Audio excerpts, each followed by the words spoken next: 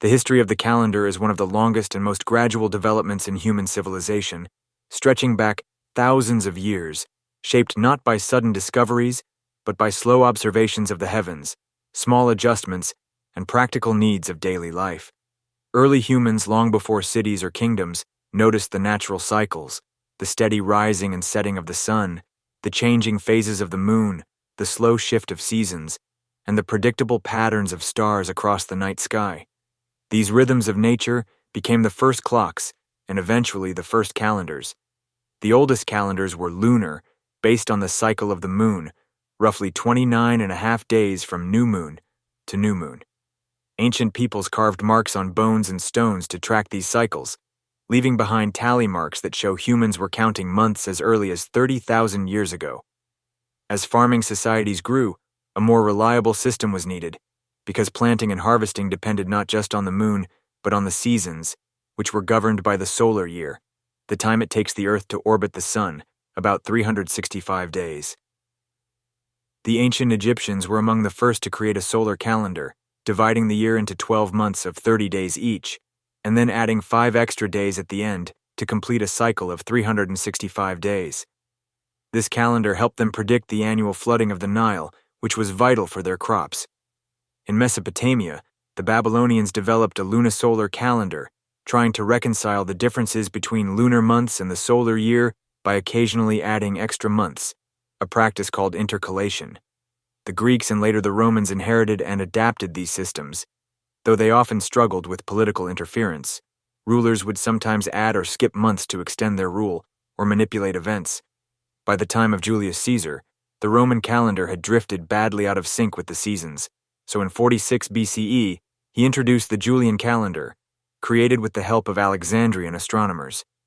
This system was based on a 365-day year with an extra day every 4 years, leap years, to account for the extra quarter of a day in the solar cycle. It was a great improvement, but still not perfect, because the solar year is slightly less than 365.25 days, and over centuries, the Julian calendar drifted by about 1 day every 128 years. By the Middle Ages, the calendar was misaligned with the equinoxes, which caused confusion for the calculation of Easter. To solve this, in 1582, Pope Gregory III introduced the Gregorian calendar, which refined the leap year system. Years divisible by 100 were not leap years unless also divisible by 400. This small correction kept the calendar much more accurate, and it is still the system used by most of the world today. Yet, even with this widespread use, other calendars still survive, reflecting cultural and religious traditions. The Islamic calendar remains purely lunar, beginning each month with the sighting of the crescent moon, resulting in a year about 11 days shorter than the solar year. The Jewish calendar is lunisolar, balancing lunar months with solar years through intercalation. The Chinese calendar also follows a lunisolar system, giving rise to traditional festivals and the cycle of zodiac animals. In India, many regional calendars are still observed alongside the Gregorian one, tied to religious rituals and agricultural patterns. Thus, the history of the calendar is not a single straight path, but a mosaic of human attempts to bring order to the passage of time, each system shaped by observation, necessity, religion, and politics. Over millennia, people have stared at the sky, carved marks on stone, written tables on papyrus, and debated reforms in royal courts and church councils, all to answer the same quiet but persistent question: how should we measure the days of our lives? When we continue the long and somewhat monotonous tale of the calendar, we notice that after the introduction of the Gregorian reform in 1582, the adoption of this new system was not immediate or universal. In fact, for centuries, different countries followed different calendars, which created confusion for trade, communication, and historical records. Catholic countries such as Italy, Spain, Portugal, and France quickly adopted the Gregorian calendar because it was introduced by the Pope, but Protestant and Orthodox nations resisted the change for religious and political reasons. England, for example, did not adopt the Gregorian calendar until 1752, nearly 2 centuries later, and by then, the Julian calendar was already 11 days behind the solar year. This led to the curious event known as the calendar riots, where common people, confused and upset by the sudden change, believed their lives had been shortened when 11 days were officially skipped. In reality, of course, time itself had not changed, only the way it was recorded. Russia, on the other hand, held on to the Julian system until after the Bolshevik Revolution in 1918, meaning that events such as the famous October Revolution of 1917 actually took place in November according to the Gregorian calendar. Greece did not adopt the Gregorian calendar until as late as 1923, making it one of the last European nations to do so. This slow process of transition shows how deeply calendars were tied to identity, faith, and tradition, and how reluctant societies were to alter their measurement of time, even when science showed the benefit. Outside Europe, the spread of the Gregorian system was linked to colonialism and global trade. As European empires expanded into Asia, Africa, and the Americas, they carried their calendar with them, enforcing it in governance and commerce. Yet despite this dominance, local calendars continued to exist in parallel. Farmers in Asia still followed lunar cycles for planting. Religious communities continued to calculate holy days, according to ancient systems. In many parts of the world, double dating appeared, where official documents carried both Gregorian dates and traditional ones. Even today, one can find such dual use in countries like China, where the Gregorian calendar governs business and government, while the traditional lunisolar calendar dictates festivals such as the Lunar New Year. Another important part of the story is how calendars have influenced culture beyond mere timekeeping. Festivals, birthdays, anniversaries, and holidays all depend on calendar systems. The idea of a 7-day week, for example, has no natural astronomical basis, yet it has become nearly universal. Its origins are traced back to Mesopotamia, where 7 celestial bodies, the Sun, the Moon, Mars, Mercury, Jupiter, Venus, and Saturn, were associated with days. This 7-day cycle spread through Jewish tradition, Christianity, and Islam, eventually becoming the global standard. Other cultures experimented with different week lengths, such as the ancient Romans who used an 8-day cycle, or revolutionary France, which briefly tried a 10-day week after 1793, but none of these alternatives lasted. The persistence of the 7-day week shows how social and religious habits can override pure logic or efficiency. Similarly, months as we know them, January through December, carry the imprint of Roman politics and mythology. January is named for Janus, the god of beginnings, March for Mars, the god of war, July and August for Julius and Augustus Caesar. Even the irregular number of days and months reflects compromises and adjustments made in Rome over 2,000 years ago. Thus, every calendar page we turn today carries fragments of ancient power struggles and decisions. Looking further, we also find that calendars were not only tools of measurement, but also instruments of authority. By controlling the calendar, rulers controlled the rhythm of religious observi. As the centuries moved forward, the history of the calendar did not remain a matter of astronomy and religion alone, but gradually intertwined with science, navigation, and eventually the modern state. The age of exploration in the 15th and 16th centuries revealed new challenges for timekeeping, because sailors traveling across oceans faced the problem of calculating longitude, which depended on precise measurements of time. Although calendars themselves did not solve this problem directly, the effort to make navigation reliable emphasized the need for increasingly accurate time systems. As astronomy advanced, particularly with the work of Copernicus, Galileo, and later Newton, it became clear that the solar system could be measured with great precision, and this gave rise to more careful observations of the length of the solar year and the tiny differences that accumulated over centuries. Yet even with such knowledge, the Gregorian calendar remained the most practical compromise, and it continued to dominate global affairs. What is interesting, however, is that alongside this practical calendar, countless proposals for new or perfect calendars appeared. Scholars, philosophers, and even political leaders tried to create rational systems that would remove the irregularities of months and weeks. Some proposed calendars where every month had exactly 30 days, with a few additional festival days placed outside the normal cycle. Others wanted weeks of 10 days instead of 7, or a year divided neatly into quarters of equal length. These proposals often looked elegant on paper, but they rarely succeeded in practice because habits, religions, and traditions resisted change. One famous attempt was the French Revolutionary Calendar, introduced after the Revolution of 1789, which tried to sweep away old traditions tied to monarchy and the church.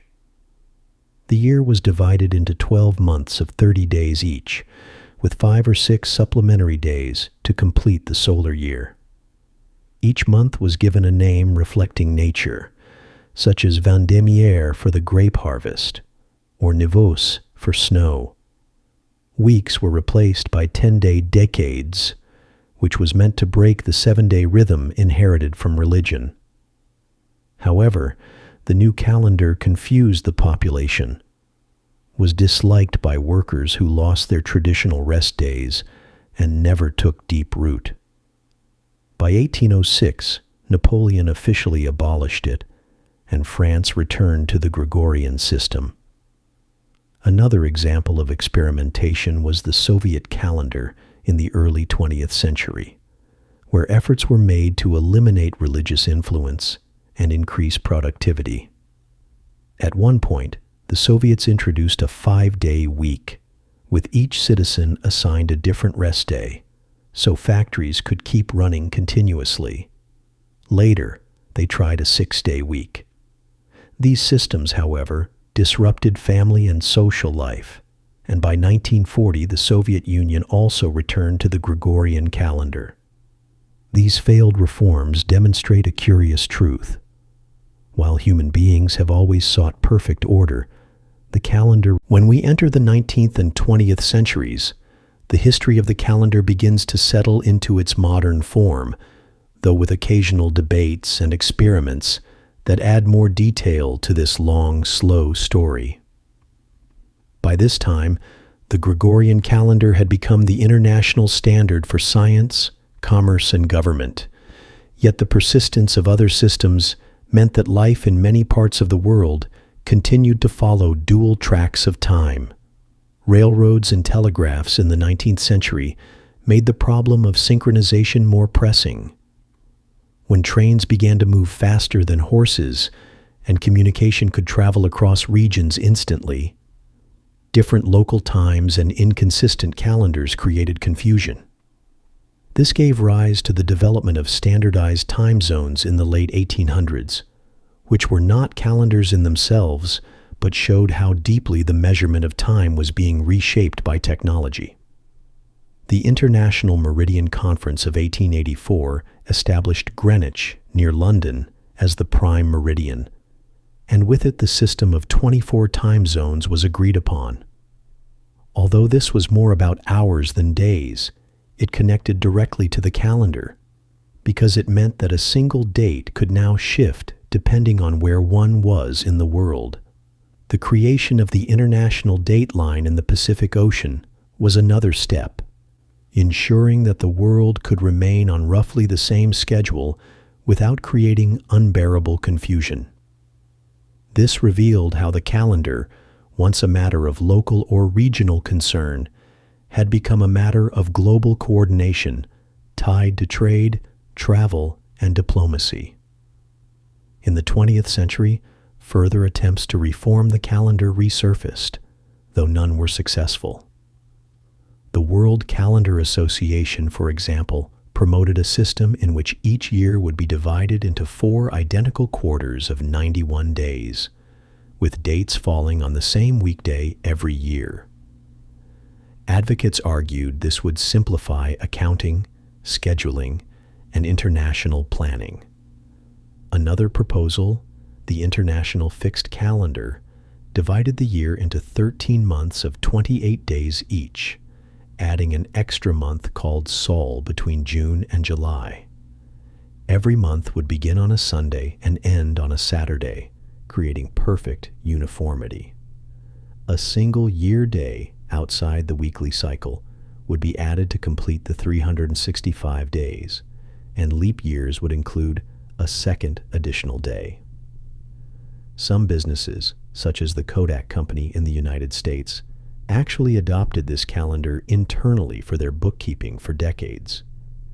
Yet despite its elegance, the international fixed calendar failed to gain global support because the inertia of tradition proved stronger than rational design.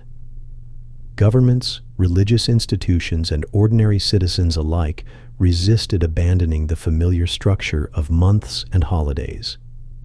Meanwhile, anthropology and archaeology in the 20th century revealed even more about the deep past of calendars.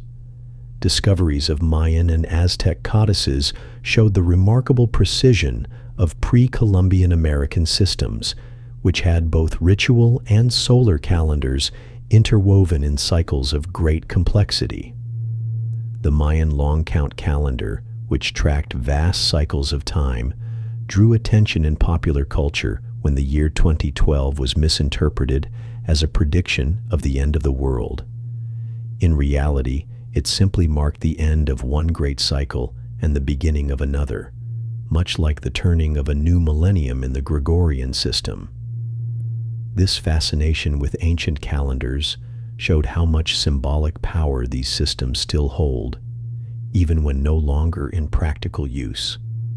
Likewise, studies of Stonehenge, the Egyptian pyramids, and countless megalithic sites suggested that prehistoric people had aligned monuments with solstices and equinoxes, making the calendar not just a record, but also a sacred architecture carved into the land. In this way, calendars are both scientific instruments and cultural artifacts, reflecting the dual nature of human. As we move deeper into the story of the calendar, one begins to see that its history is not only about astronomy, politics, and religion, but also about culture, philosophy, and the human desire to find order in a world that often feels uncertain. Time itself is intangible. It cannot be touched or held. Yet through calendars, human beings have given it structure, boundaries, and names. Each page of a calendar, each numbered square, represents an attempt to tame the flow of existence. By the 20th century, when the Gregorian calendar had become dominant, societies around the globe increasingly relied on its framework for economic and political life. But older traditions remained alive beneath the surface, creating a fascinating duality. In Japan, for example, the Gregorian calendar was officially adopted in 1873, yet the imperial era system, where years are counted according to the reign of each emperor, continues alongside it. Thus, a single year may be described both as 2025 in the Gregorian system and as Reiwa 7 in the Japanese imperial calendar. This dual naming shows how calendars are not only tools for counting days, but also instruments for expressing identity and continuity. In India, meanwhile, the government in 1957 attempted to standardize multiple traditional calendars into a single Indian national calendar, known as the Shaka calendar, which begins in the year 78 CE. While this calendar is officially used for government purposes, especially in newspapers and broadcasts, most communities continue to follow their local religious calendars, demonstrating once again how practical reforms rarely erase deeply rooted traditions. Beyond national calendars, many communities in the modern world use religious ones to mark sacred time. The Islamic lunar calendar, beginning from the Hijra in 622 CE, remains central to over 1 billion Muslims, determining the fasting of Ramadan, the pilgrimage of Hajj, and the rhythm of Islamic life. Yet because it is shorter than the solar year, Islamic months shift through the seasons, creating a unique sense of sacred time that cycles through summer and winter alike. Similarly, the Jewish lunisolar calendar ensures that Passover always remains in spring, while holidays like Hanukkah and Yom Kippur preserve ancient links to both lunar phases and agricultural cycles. The Ethiopian calendar still used today counts years differently from the Gregorian one, placing the world several years behind by Western reckoning. Thus, what may appear as 2025 in one system is 2017 in another, reminding us that even the present is not a single universal concept, but depends on which calendar one chooses. The coexistence of these many systems shows how calendars embody both universality and diversity. Everyone experiences the rising and setting of the sun, but the way it is measured and celebrated varies across cultures. In the modern globalized world, digital devices and international organizations rely exclusively on the Gregorian system. Yet countless households still hang lunar calendars on their walls, still consult astrological almanacs, still prepare for rituals tied to ancient reckonings of time. This creates a quiet layering of calendars, where official time flows in one channel and cultural time in another. It is also worth noting how the calendar continues to influence human psychology. The turning of the year, the marking of birthdays, the approach of anniversaries, all these events create a rhythm that shapes how people feel about progress, memory, and expectation.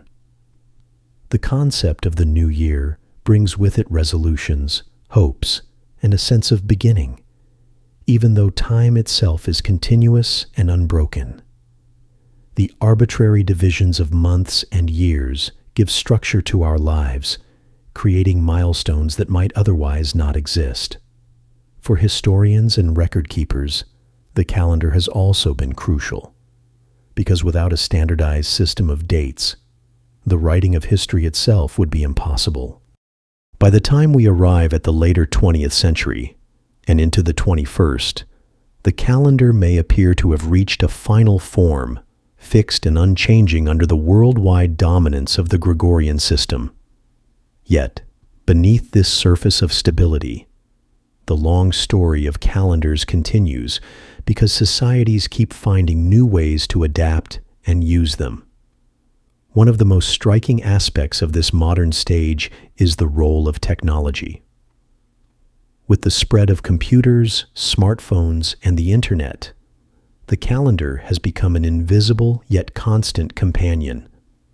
Instead of flipping paper pages, people now glance at glowing screens that automatically update dates and synchronize across time zones. Digital calendars link to emails, alarms, and reminders, turning the ancient art of tracking days into a seamless background process of daily life. But the very fact that computers need to calculate time so precisely has also exposed the lingering complexities of calendars.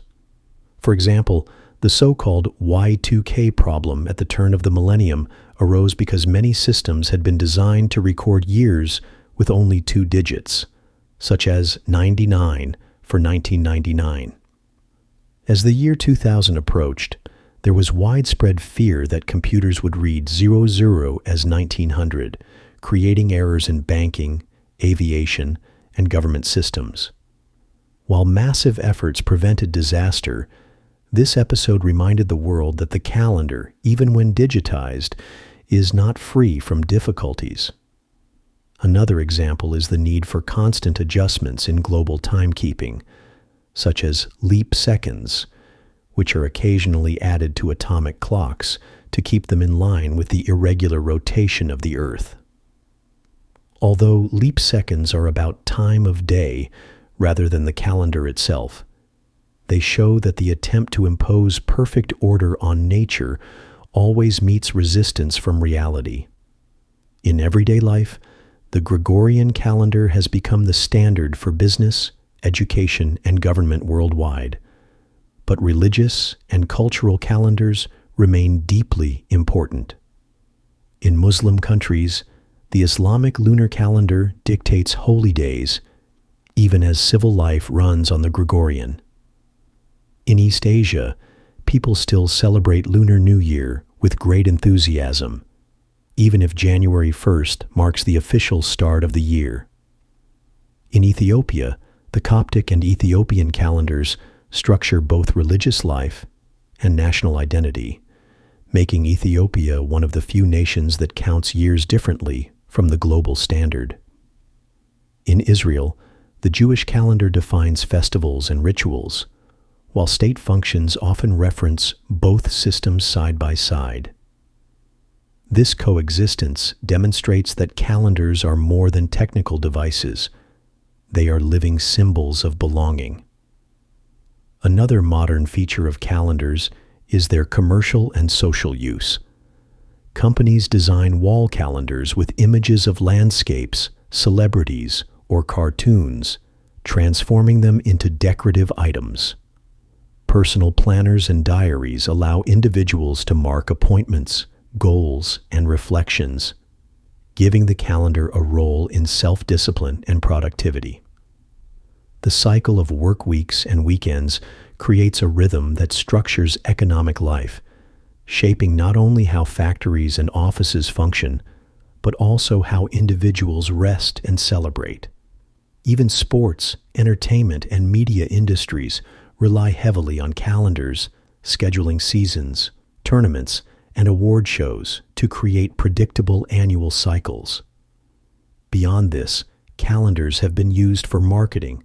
Think of back-to-school season, holiday shopping season, or New Year sales. These phrases reveal how much our consumer habits depend on the structure of the calendar. Meanwhile, in the academic and scientific world, international cooperation has emphasized the need for precise, shared calendars. Astronomers, historians, and computer scientists must constantly translate between systems when studying ancient records, designing spacecraft, or coding software. The Julian day system, which counts days continuously from a starting point in 47,113 BCE, is ofty. As we move further into this long tale, the calendar reveals itself not just as a practical tool for society, but as a quiet thread running through the deepest layers of human imagination. People have never been satisfied with simply marking days and months. They have always tried to connect the calendar to meaning, to myth, and to the idea of order in the universe. In ancient cultures, calendars were often thought to carry cosmic significance, with each cycle of the moon or the sun representing a harmony between heaven and earth. Even today, echoes of this belief survive in astrology, where calendars are linked to horoscopes, star signs, and predictions about personality or fate. Though modern science dismisses astrology as unscientific, millions of people still open calendars or almanacs to see which days are considered lucky or unlucky, which stars rule which weeks, and how celestial movements might influence their lives. In India, for example, the Panchang, a traditional Hindu calendar, lists not only dates, but also auspicious times for weddings, festivals, and journeys. In China, the traditional calendar guides decisions on when to plant crops, move houses, or hold ceremonies. These practices show that calendars are not only about timekeeping, but about shaping decisions and giving structure to the mysteries of life. Another aspect of the calendar that often goes unnoticed is how deeply it shapes language and thought. The names of the days of the week, for example, carry the memory of ancient gods and planets. In English, Wednesday recalls Woden, the old Germanic god. Thursday remembers Thor, the god of thunder. Saturday is tied to Saturn. In Romance languages like French and Spanish, the days are named after planets. Lunas for the moon, Martes for Mars, and so on. The persistence of these names shows how calendars preserve fragments of mythology long after the original beliefs have faded. Similarly, the months, March for Mars, May for Maya, June for Juno, whisper traces of Roman religion into our modern speech every time we note the date. In this way, the calendar is not just a schedule, but a cultural archive, quietly keeping ancient stories alive. The calendar also gives shape to collective memory in another sense, through anniversaries. Nations mark independence days, revolutions, victories, and tragedies on specific dates, returning to them year after year as rituals of remembrance. Religious communities do the same with feasts, fasts, and festivals, creating a rhythm that binds generations together. The repetition of these dates gives the illusion of permanence, as if time itself honors the past by circling back to it. Yet this repetition is an invention of the calendar, a human decision to declare that today is the same as that day long ago. In this way, the calendar becomes a bridge between past and present. The concept of the millennium provides another example of how the calendar shapes imagination. The year 1000 in the Gregorian reckoning was feared by some medieval Europeans as a possible end of the world, though records suggest the panic was less widespread than later myths claim.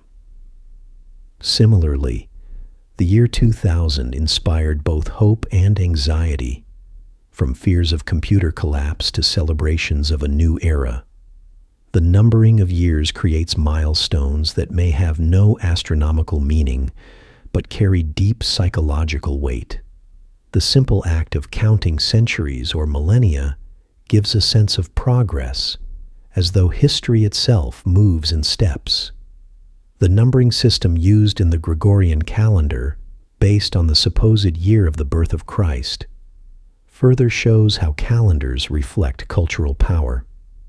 The system of before Christ, BC, and Anno Domini, AD, became widespread through European expansion and later adjusted to before Common Era, BCE, and Common Era, CE, for inclusivity. Yet other systems of year numbering continue elsewhere, from the Islamic Hijri calendar starting in 622 CE to the Buddhist calendar in Southeast. As we continue deeper into this long account, the calendar reveals more of its curious role as both a practical device and a cultural symbol. One of the often overlooked aspects is how calendars have shaped not only societies, but also the way individuals experience their personal lives. Birthdays, anniversaries, and other repeating dates create markers that divide a lifetime into chapters. A person may say they are 30 years old, or that a marriage has lasted 20 years, or that a nation has celebrated 50 years of independence. None of these concepts could exist without the calendar. The passage of time itself would continue, but without a system of counting and naming, these milestones would be invisible. In this sense, the calendar is not only a tool for agriculture or administration, but also a device for creating identity. A child waiting for a birthday, a student counting down to summer vacation, or a retiree remembering decades of work. All of these experiences are bound to the calendar's structure. In literature and history, too, calendars leave their mark. Writers often use dates to give a sense of realism, placing events within the rhythm of weeks and months. Diaries, perhaps the most personal form of writing, depend entirely on the calendar. Famous journals like that of Samuel Pepys or Anne Frank are organized by dates, giving readers the feeling of moving step by step through another person's life. Without the calendar, such records would float in a timeless haze. In another sense, calendars have long been used for prediction and planning. Almanacs, which were once extremely popular in Europe, America, and Asia, combined calendars with weather forecasts, astronomical events, and advice on farming. These books were often consulted more than any other household text after the Bible. Farmers wanted to know when to plant. Sailors wanted to know when tides would shift. and ordinary people wanted to know which days were considered favorable or dangerous. In colonial America, Benjamin Franklin's Poor Richard's Almanac became famous not only for its practical calendar information, but also for witty sayings. In rural India and China, almanacs continue to play this role, showing that even in the modern age, people like to connect the structure of the calendar with guidance for living. Another dimension of the calendar's history lies in how it interacts with power. Rulers and governments often use calendar reforms to assert authority. By naming months after themselves, like Julius Caesar and Augustus did, they imprinted their legacy on time itself. Revolutionary regimes, whether in France or in Soviet Russia, introduced new calendars to symbolize the break from the past and the birth of a new era. Even when these reforms failed, they left traces that historians can still study. The decision of Pope Gregory XIII to introduce the Gregorian calendar was not only a scientific adjustment, but also an act of religious authority, one that showed the Church's role in shaping the rhythm of everyday life. Similarly, in many empires, the official calendar reinforced the ruler's legitimacy, since festivals, coronations, and public ceremonies were all timed according to it. A less obvious but important influence of calendars is how they affect economic life. Modern business cycles, quarterly earnings, fiscal years, holiday shopping seasons, all depend on calendar divisions. Stock markets close for weekends and national holidays. Governments plan budgets on annual cycles. Schools and universities follow semesters. These patterns may feel natural, but they are artificial constructions imposed by the calendar. In global trade, the differences between calendars can sometimes create confusion. For example, while most countries celebrate the new year on January 1st, others have major financial or cultural shifts at different times. China experiences a massive slowdown during Lunar New Year, while many Islamic countries adjust schedules during. The history of the calendar, though already long and layered, continues to unfold when we look at how different societies negotiate the balance between local tradition and global standardization. In the modern world, the Gregorian calendar dominates international affairs, but many cultures quietly maintain their own systems, weaving them into daily life in ways that are sometimes visible, sometimes hidden. In Southeast Asia, for instance, Buddhist calendars are still used to determine religious festivals and temple ceremonies. Thailand officially uses the Buddhist era, which counts years from what is believed to be the birth of the Buddha, placing the country over 5 centuries ahead of the Gregorian system. Thus, while the global community may recognize the year as 2025, in Thailand the same year is 2568. This creates a subtle but meaningful difference, reminding citizens of their spiritual heritage even while they engage with the outside world. In East Asia, the cycle of 12 zodiac animals tied to the traditional lunisolar calendar continues to shape cultural imagination. Each year is assigned to an animal: the rat, the ox, the tiger, and so forth. And millions of people consider these associations when planning weddings, births, and business ventures. Newspapers and television still report the arrival of the new zodiac year, and celebrations such as the Lunar New Year draw vast populations into shared rituals, despite the dominance of the Gregorian calendar in offices and schools. In Ethiopia, the national calendar not only preserves ancient Christian tradition, but also serves as a quiet form of cultural independence, resisting complete assimilation into Western time. Similarly, in the Islamic world, the lunar calendar preserves a rhythm that moves independently of the seasons. Because it does not align with the solar year, sacred months such as Ramadan or Dhul Hijjah travel across all parts of the year, sometimes in summer, sometimes in winter. This constant shifting creates a unique sense of sacred time, where the calendar resists the fixedness of nature and insists on its own cycle. For billions of Muslims, this is not an inconvenience, but a reminder that human life is guided by divine order rather than agricultural necessity. In this way, calendars continue to express values and beliefs that reach beyond mere practicality. In the Western world, the calendar is often experienced more as a schedule of obligations, workdays, deadlines, holidays, yet even here, the calendar carries cultural weight. The beginning of the year on January 1st is celebrated with fireworks and resolutions, though there is no astronomical reason why the year must begin then. The very choice of that date is a legacy of Roman reforms, frozen into tradition and carried across centuries. School calendars, fiscal years, tax deadlines, and even television seasons have become rituals of modern life, all depending on the steady turning of months. This regularity gives people a sense of progress and direction, even though time itself flows without pause. On another level, calendars have shaped collective imagination through historical anniversaries. Centenaries, bicentenaries, and millenniums become occasions for reflection, celebration, or even anxiety. The year 2000, for example, was not only a technical marker, but also a cultural event, with people around the globe gathering to celebrate the passage into a new millennium. Similarly, anniversaries of wars, revolutions, and national independence days become moments when societies pause to look backward and forward. The calendar creates these occasions, carving meaning out of the otherwise endless flow of days. Yet, despite all this structure, calendars remain imperfect. February still carries its unusual length, a leftover from Roman adjustments, while leap years continue to puzzle those who wonder why a day must be added every 4 years. Debates about calendar reform still arise from time to time, though.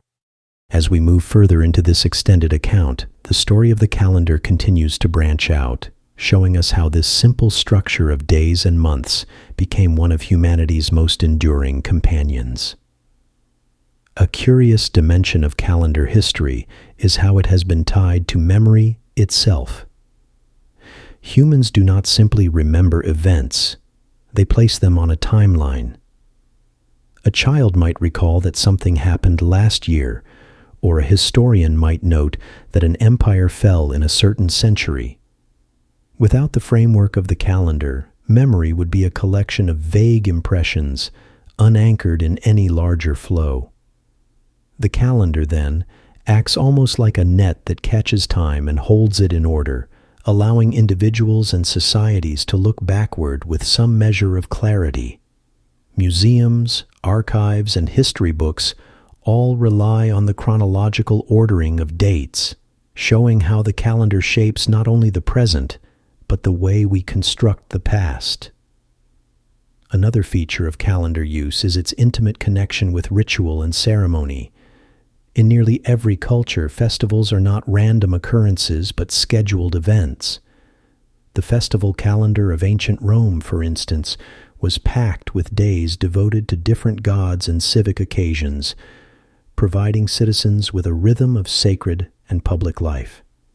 Similarly, the Hindu calendar organizes countless festivals tied to lunar phases, seasons, and mythological stories. The Gregorian calendar, too, is filled with religious feasts, many of which later evolved into secular holidays. Christmas, Easter, and All Saints' Day were originally placed to mark holy events, but have since expanded into cultural markers.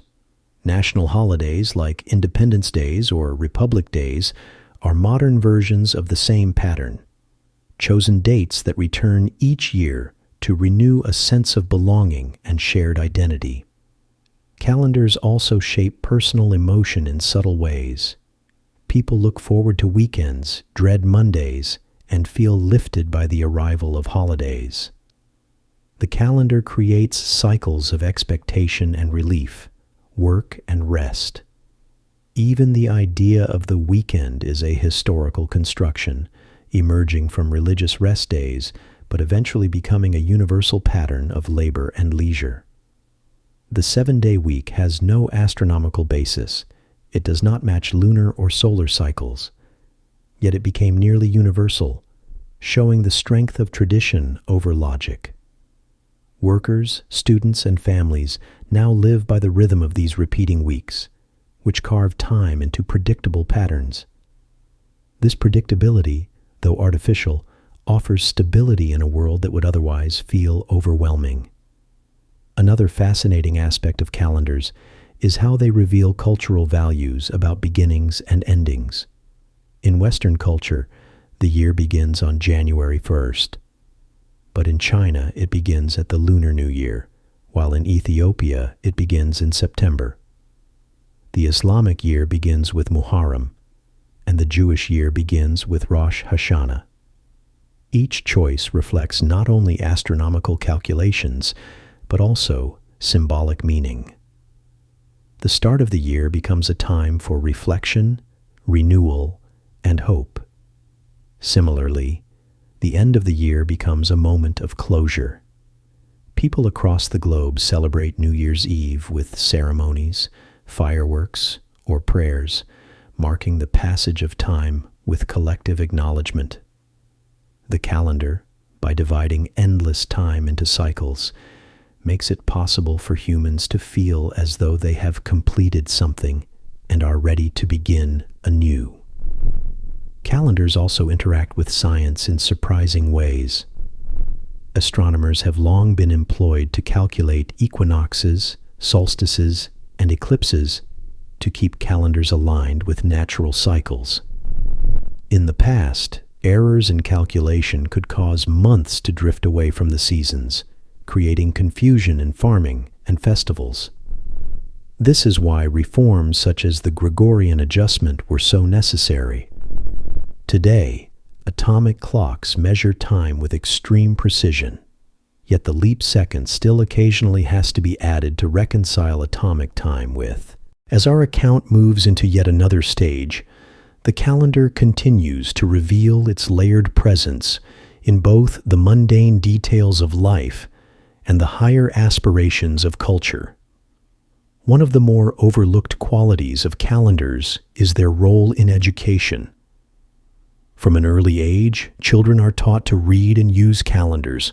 They learn to recognize days of the week, to understand that months have different lengths, and to mark important events like holidays or exams. This process is not simply practical. It is a way of training children to think about time in structured units. A young student counting the days until vacation is, in effect, learning how society organizes time. School planners, exam timetables, and academic years all reflect the dominance of the calendar as a teaching device. In this way, the system is passed from one generation to the next, ensuring its survival. The calendar has also shaped communication. Letters, legal documents, contracts, and news reports all depend on specific dates. Without calendars, societies could not establish when treaties were signed, when property was transferred, or when a law took effect. In ancient Mesopotamia, clay tablets already bore date marks that tied transactions to specific moments in the king's reign. This practice has continued in various forms ever since, giving historical records their framework. A document is not complete without a date, for the date places it within the flow of time, allowing future generations to interpret it properly. Even in the digital world, where emails and messages seem instant, the date stamp remains essential, creating a timeline of communication. Calendars also play a crucial role in travel and coordination. Modern life would be nearly impossible without synchronized calendars. Flights, trains, and buses all operate on strict schedules, carefully aligned with time zones and international datelines. The very existence of the international dateline, which causes travelers to gain or lose a day when crossing the Pacific, shows how the calendar governs global movement. This line, though invisible, has real effects. A person can leave Asia on a Monday evening and arrive in America on the same Monday morning, as though time itself had been reversed. Such quirks remind us that the calendar is a human construction, flexible enough to bend reality in ways that are sometimes confusing but always necessary for order. Business and economics also depend heavily on the calendar. Deadlines, Quarterly reports, fiscal years, and tax seasons all run on predetermined dates. Stock markets close for national holidays.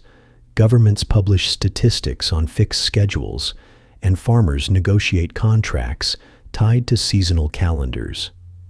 Even advertising follows calendar logic, with sales campaigns built around holidays like Christmas, Diwali, or Eid.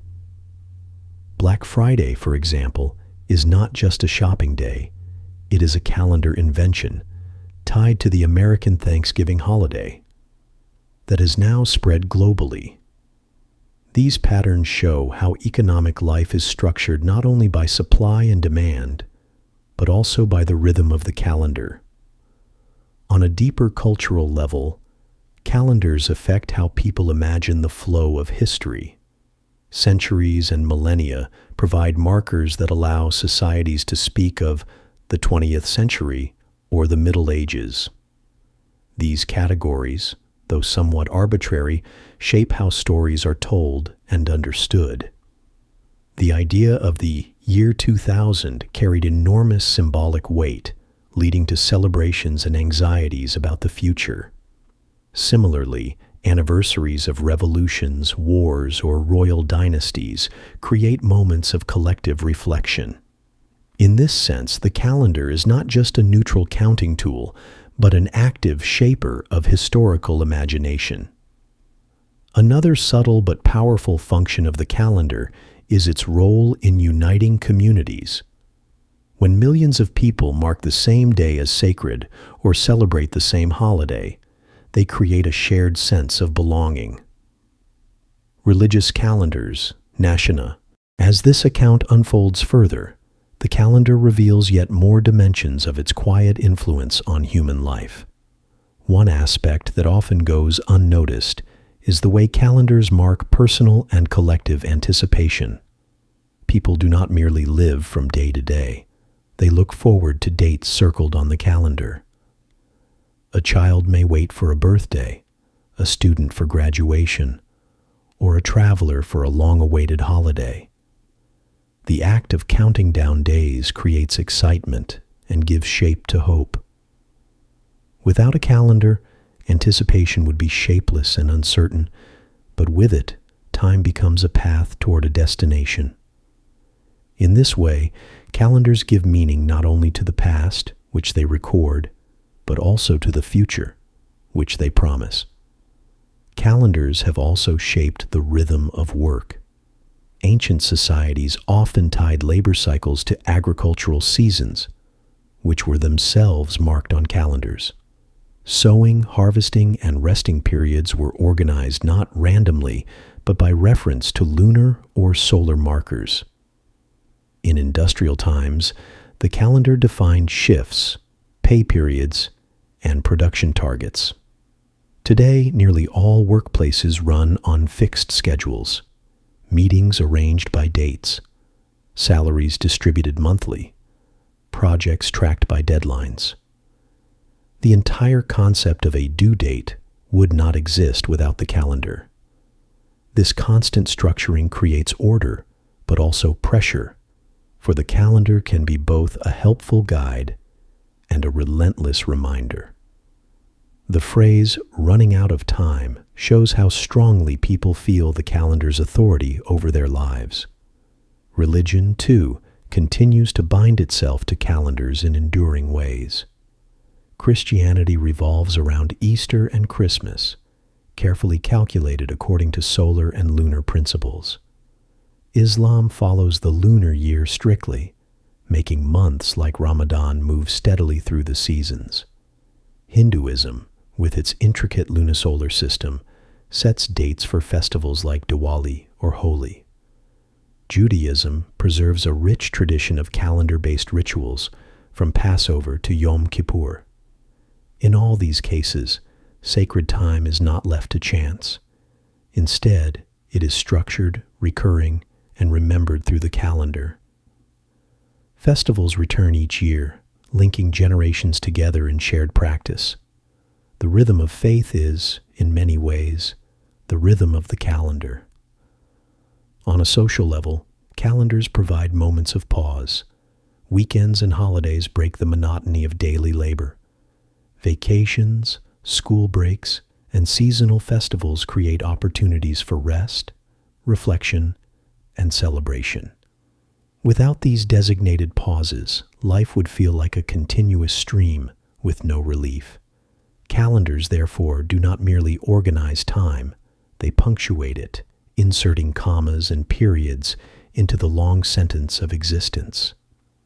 This structure is so ingrained that even people who claim not to care about calendars still rely on them unconsciously. They notice when the weekend arrives, they recognize the passing of December into January, and they instinctively link events to specific months. In addition to shaping individual lives, calendars have influenced politics.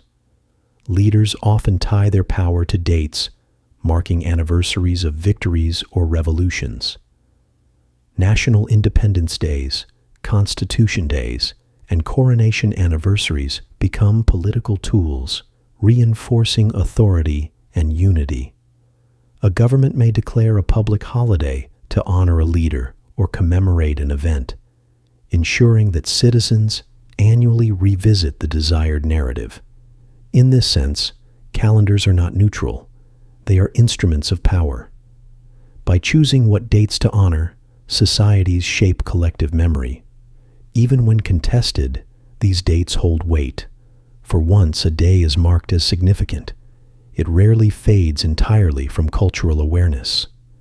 Science, too, cannot escape the calendar's grip. Astronomers, meteorologists, and climate scientists all use calendar time to record data.